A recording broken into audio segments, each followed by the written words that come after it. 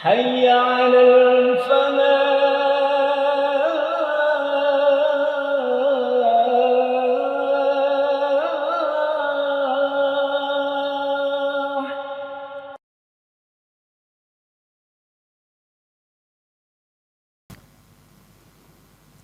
Assalamualaikum warahmatullahi wabarakatuh. Innal hamdalillah nahmaduhu wa nasta'inuhu wa nastaghfiruh wa na'udzu billahi min syururi anfusina wa min sayyiati a'malina. Man yahdihillahu fala mudilla lahu wa man yudlil fala hadiya lahu. Ashhadu an la ilaha illallah wahdahu la syarika lahu wa ashhadu anna Muhammadan abduhu wa rasuluh. Fa usalli wa usallimu ala Muhammad wa ala alihi wa ashabihi ajma'in. Amma ba'd. Fa ya ayyuhal muslimun, usikum wa nafsi bitaqwallah faqad fazal muttaqun. Qala Allah Ta'ala fi kitabil karim, a'udzu billahi minasyaitonir rajim, wa'lamu annama amwalukum wa auladukum fitnah wa annallaha 'indahu ajrun 'adzim. Shadaqallahul 'adzim. Ma'asyiral muslimin, jamaah Jumat rahimakumullah. Kita sebagai hamba Allah yang diberi kesempatan hidup di dunia ini sudah dilengkapi dengan segala perlengkapan. Di antaranya adalah harta. Para jamaah, bagi kita kaum muslimin, harta itu adalah merupakan amanah. Amanah titipan dari Allah Subhanahu wa Ta'ala untuk kita kelola dengan sebaik-baiknya.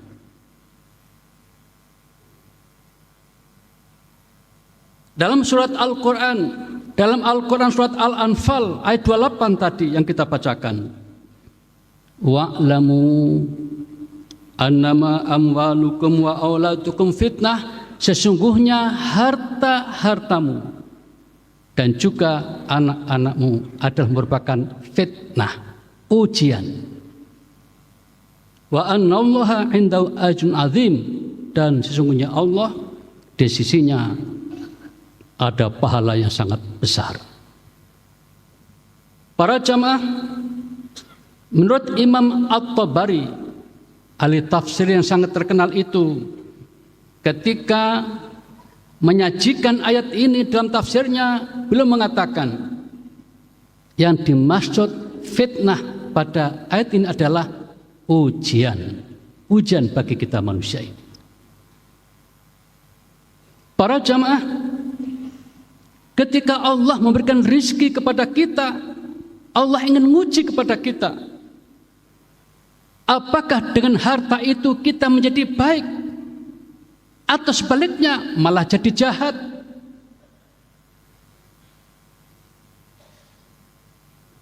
Para jamaah, dalam kenyataannya ada dua itu.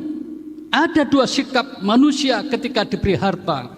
Ada yang malah jadi jahat dan ada yang malah jadi baik. Yang jadi jahat contohnya adalah Qarun. Para jamaah, Qarun ini sebenarnya asal mulanya orang miskin, anaknya banyak, tidak terurus karena kekurangan harta. Beliau termasuk keluarga dekat Nabi Musa alaihissalam. Suatu ketika para jamaah, Qarun ini tidak tahan jadi orang miskin. Lalu minta tolong kepada Nabi Musa, wahai Nabi Musa, tolonglah saya ini didoakan agar mudah mendapatkan harta. Saat itu para jamaah, Nabi Musa kenal bahwa Qarun itu orang baik, ahli ibadah pada masa itu. Maka Nabi Musa pun mendoakan. Dan tidak lama doanya dikabulkan oleh Allah Subhanahu wa ta'ala. Pelan tapi pasti akhirnya Qarun secara bertahap membuka usaha. Sukses. Usaha berikutnya sukses dan terus mengalami kesuksesan. Akhirnya sukses luar biasa. Para jamaah, ketika Qarun ini sukses luar biasa, digambarkan betapa kekayaan Qarun itu sampai dia ini bikin istana sendiri.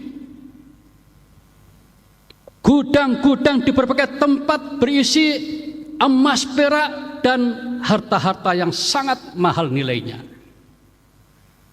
Ada yang mengatakan 60 ekor onta untuk mengusung kunci-kunci gudang itu. Betapa banyaknya gudang-gudang harta milik Qarun ini.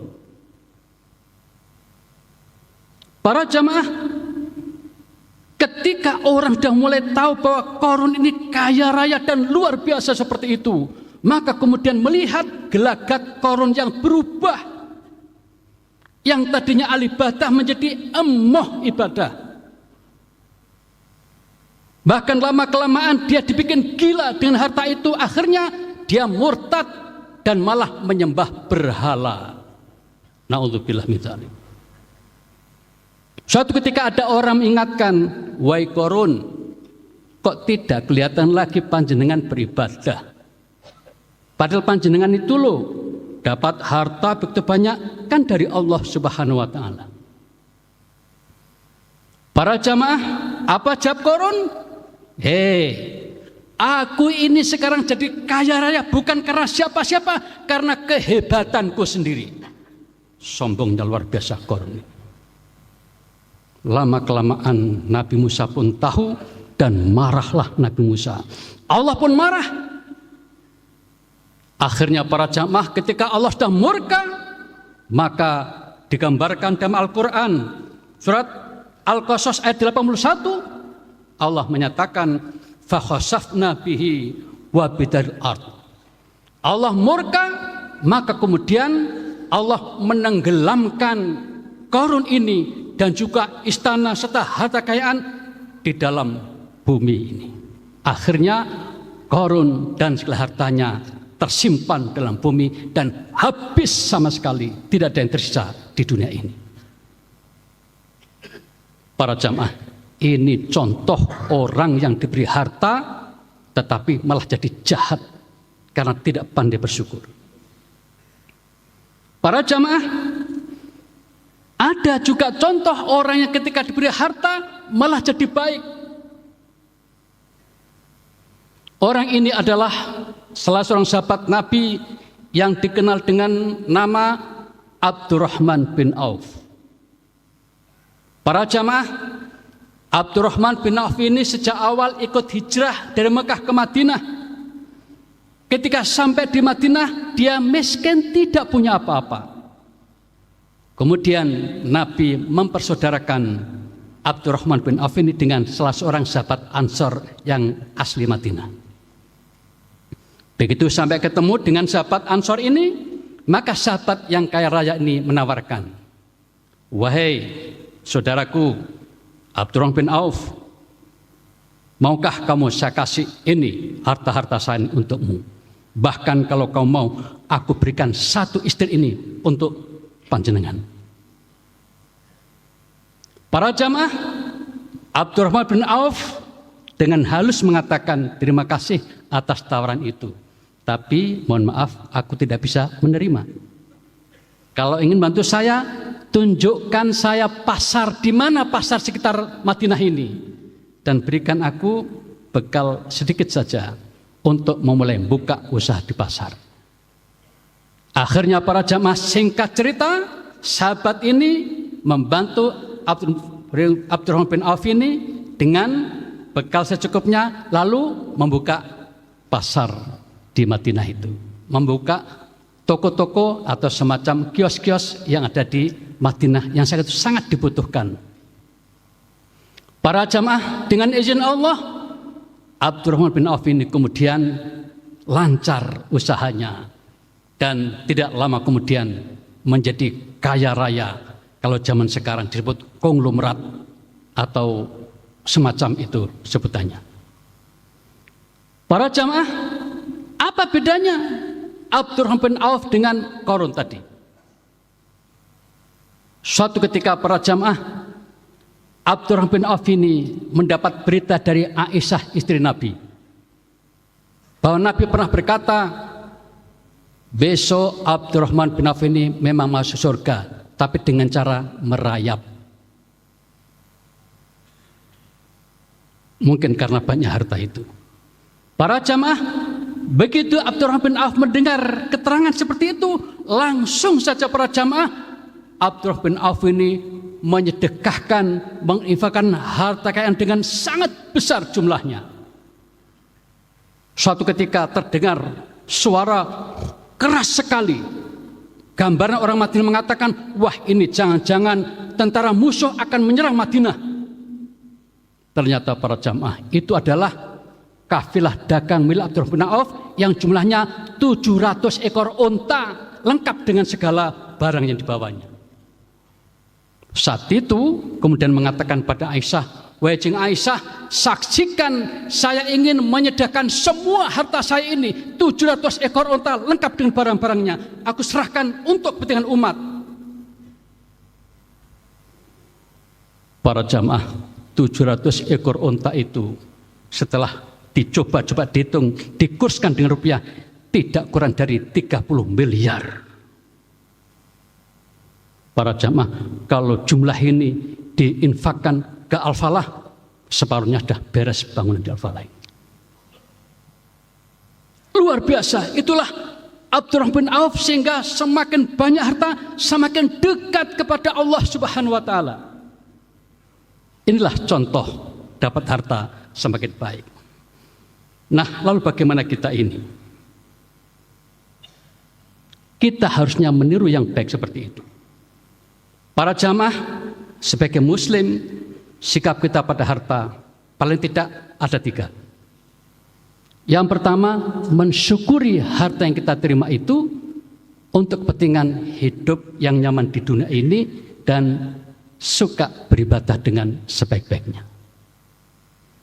Dengan harta itu kita bisa haji, kita bisa umroh, dan bisa melakukan kebaikan-kebaikan yang ada, sehingga hidup nyaman, beribadah nyaman.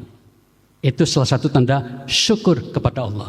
Dan Allah menjanjikan, la in syakartum la azidannakum. Jika engkau mensyukuri nikmat yang diberikan ini, pasti akan ditambah lagi nikmat itu untukmu. Yang kedua para jamaah, harta yang kita terima ini haruslah dibagi. Sebagian untuk kita nikmati, sebagian untuk kita zakatkan, sedekahkan, infakkan, kita berbantukan pada pihak lain. Para jamaah, kadang-kadang orang berpikir, kalau aku sedekah, hartaku kan kurang itu. Para jamaah, Nabi memberitahu pada kita, mana qasad sedekatun mimal. Sedekah yang dilakukan itu sama sekali tidak mengurangi harta. Itu sabda Nabi. Mungkin dari angka-angka awal terlihat berkurang, tapi setelah itu akan bertambah lagi, bertambah lagi, bertambah lagi. Dalam surat Saba ayat 39 Allah menegaskan, wa ma anfaqtum min syai'in fawayulifuh wa huwa khairur-raziqin. Apapun berapapun yang kamu infakkan pasti diganti oleh Allah Subhanahu wa taala. Pasti diganti oleh Allah Subhanahu wa taala. Dan Allah adalah sebaik-baik pemberi rizki. Ini firman Allah. Surat Saba ayat 39. Harusnya kita bangga, bahagia ketika bisa berinfak dan bersedekah. Kemudian yang ketiga para jamaah, harta yang kita terima itu hendaknya dipakai untuk sesuatu, untuk kepentingan kehidupan kita setelah mati. Para jamaah, orang beriman seperti kita ini pasti punya keyakinan hidup tidak hanya sekarang, nanti ada lagi hidup di akhirat. Dan di akhirat perlu bekal yang banyak. Di antara bekal banyak itu para jamaah adalah dengan harta yang kita punya ini disedekahkan. Seorang pemikir yang bernama Al-Ahnaf mengatakan, anta lil mal idza amsaktahu. Kamu akan jadi budak harta jika engkau genggam saja hartamu, tidak kamu sedekahkan. Kamu akan jadi budak harta. Fa idza anfaqtahu fal malu laka. Dan apabila engkau menginfakkan harta itu, maka harta menjadi simpananmu, bekalmu untuk kepentingan hidup di akhirat nanti. Maka jangan lupa. Kemudian Allah mengingatkan pada kita, surat Al-Munafiqun ayat 10, wa anfiqu mimma razaqnakum min qabli ayati ahadikumul maut fayaqula rabbi laula akhartani ila ajalin qarib fa asaddaqa wa akum minas sholihin. Hendaklah kalian menginfakkan, menyedekahkan sebagian harta yang telah kami berikan padamu. Karena apa? Besok pada hari kiamat akan banyak orang menangis, merengek-rengek, menyesal kenapa ketika di dunia tidak sempat sedekah. Lalu mereka-mereka di sana baru mengatakan, wah Tuhan, tolong izinkan aku bisa hidup kembali di dunia sebentar saja untuk aku gunakan sedekah. Tapi itu tidak mungkin lagi. Untuk itu para jamaah, agar kita hidup di dunia ini, rezeki yang kita terima ini berdaya guna dan bisa kita jadikan sebagai bekal untuk kehidupan di akhirat nanti. Gunakanlah untuk berinfak, bersedekah, dan untuk kepentingan kebaikan yang lain. Para jamaah, inilah hal-hal penting yang perlu disampaikan pada kesempatan khutbah Jumat kali ini. Mudah-mudahan menginspirasi kita semua. A'udzubillahi minasyaitonir rajim. Wa'lamu annama amwalukum wa auladukum fitnah wa anna Allaha 'indahu ajrun 'adzim. Barakallahu li wa lakum fil Qur'anil Karim. Wa nafa'ani wa iyyakum bima fihi minal ayati wa dzikril hakim. Wa taqabbala minni wa minkum tilawatahu innahu huwal ghafurur rahim. Wa qur rabbir warham wa anta khairur rahimin. Alhamdulillah alladzi arsala rasulahu bil huda wa dinil haqq liyudhhirahu 'ala ad-dini kulli wa kafa billahi shahida. Asyhadu an la ilaha illallah wahdahu la syarika lah wa asyhadu anna Muhammadan abduhu wa rasuluh. Allahumma salli wa sallim wa barik ala Muhammad wa ala alihi wa ashabi ajma'in, amma ba'd. Faqala ta'ala, inna allaha wa malaikatahu yusalluna 'alan nabi ya ayyuhalladzina amanu sallu 'alaihi wa sallimu taslima. Para jamaah, mari kita berdoa. Mudah-mudahan kita semua yang bisa hadir ikut salat Jumat di Masjid Al-Falah ini dinilai oleh Allah sebagai amal ibadah yang diridhoinya. Kita mohon kepada Allah semoga dosa-dosa yang pernah kita lakukan, kemaksiatan kita lakukan diampuni oleh Allah Subhanahu wa taala. Kita mohon kepada Allah semoga kehidupan ke depan senantiasa dibimbing oleh Allah sehingga kita selalu pada jalan yang benar, termasuk dalam mengelola harta. Semoga kita dengan harta itu menjadi semakin baik dan bisa kita jadikan bekal untuk kehidupan di akhirat nanti. Bismillahirrahmanirrahim. Alhamdulillahi Rabbil Alamin. Allahumma salli wa sallim wa barik ala Muhammad wa ala alihi wa ashabi ajma'in. Allahumma ighfir lil muslimina wal muslimat wal mu'minina wal mu'minat al ahya'i minhum wal amwat innaka sami'un qaribun mujibud da'wat ya qadil hajat. Allahumma arinal haqqa haqqa warzuqna ittiba'ah wa arinal batila batila warzuqna ijtinabah. Rabbana la tuzigh qulubana ba'da idh hadaitana wa hab lana min ladunka rahmah innaka antal wahhab. Rabbana atina fid dunya hasanah wa fil akhirati hasanah wa qina adzabannar. Wa sallallahu ala Muhammad wa ala alihi wa ashabi ajma'in. Walhamdulillahi rabbil alamin. Wala dzikrullahi akbar.